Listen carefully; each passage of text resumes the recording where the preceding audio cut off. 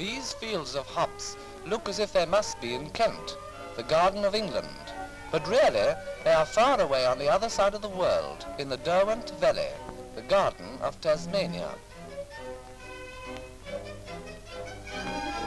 When the hops are ready for gathering, and the vines are heavily weighted with the ripe fruit, whole families turn out for the picking, just as they do in England. And the overseer goes round to inspect the quality of this year's harvest.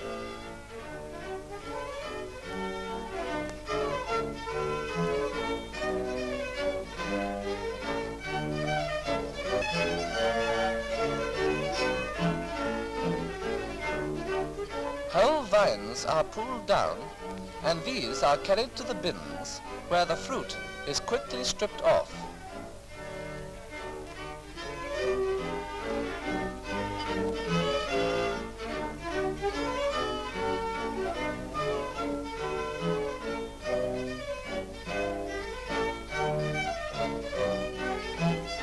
The hops are put into sacks, filled right up to the very brim.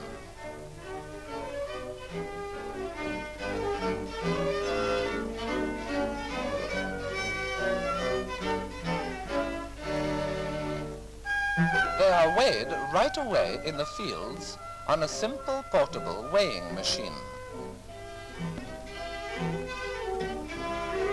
Next, motor lorries carry them between the vines to the hop kilns, where they go through various stages of drying.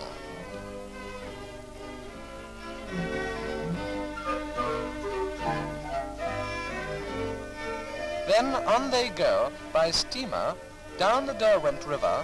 On their way to the breweries, the sunshine of Tasmania will come sparkling out again in beer. And there is no lovelier sunshine than that which falls upon the Derwent River.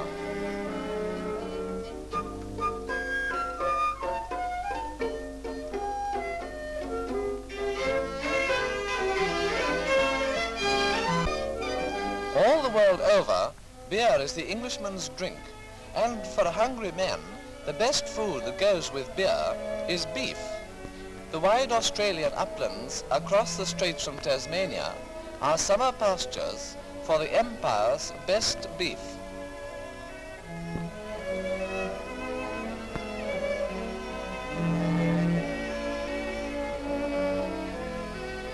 When winter approaches, the cattlemen begin to saddle up, and with all their cattle and spare horses, set off to round up the herd.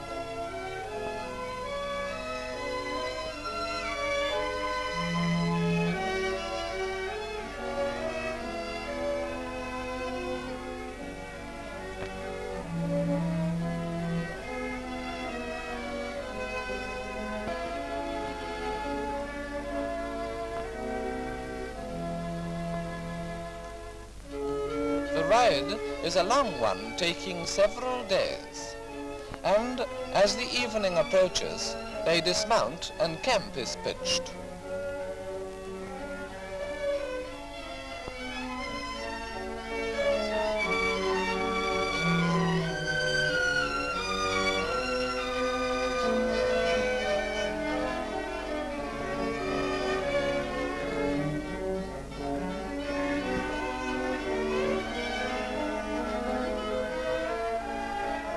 The cook makes damper, Australian camp bread, for the hungry party.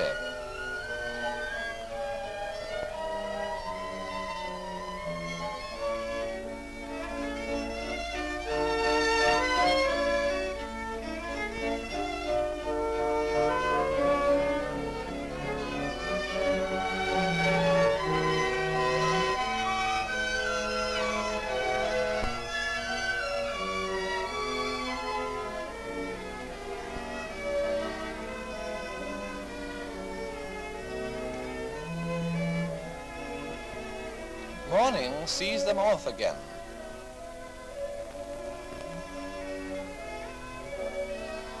As mountain pastures are far too vast for the herd to be found easily, the men make their headquarters at the Stockman's hut, and set out from there each day in search of the cattle.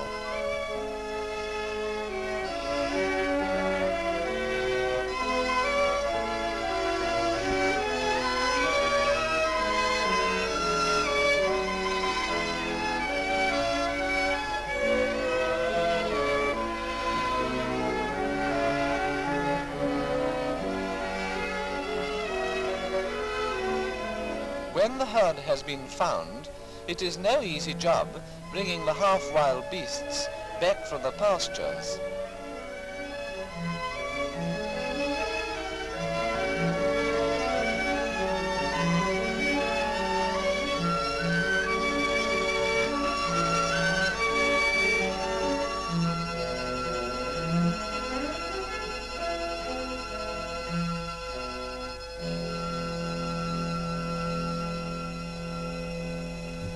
Sometimes a mountain mist comes down and covers men and cattle.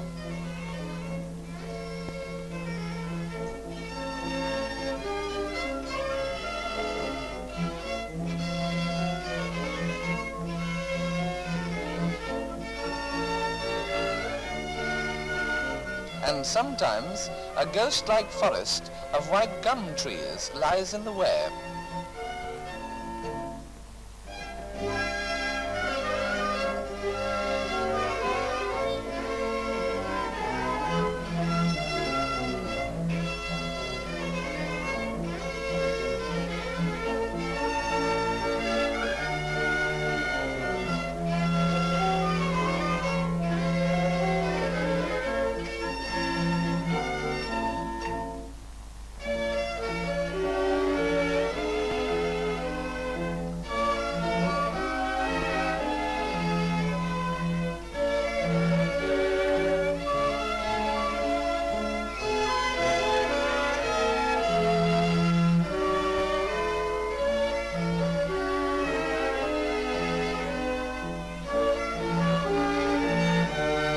At length they reach the home pastures where the animals selected for killing are separated from the rest and placed in a pen.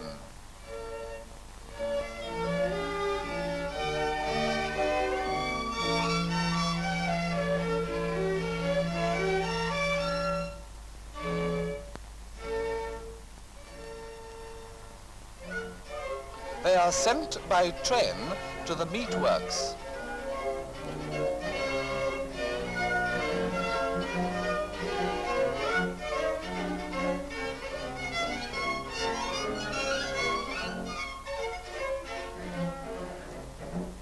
On their arrival, they rest for 3 days and are then slaughtered by an instantaneous process. In this up-to-date organization, electric saws are used for cutting up the meat.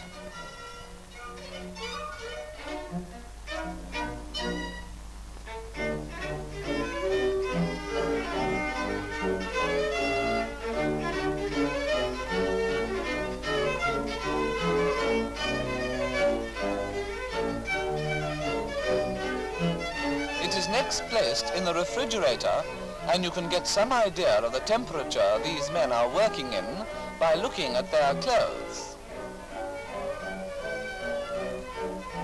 Finally, the frozen meat is sent to the coast to be shipped from the company's wharf.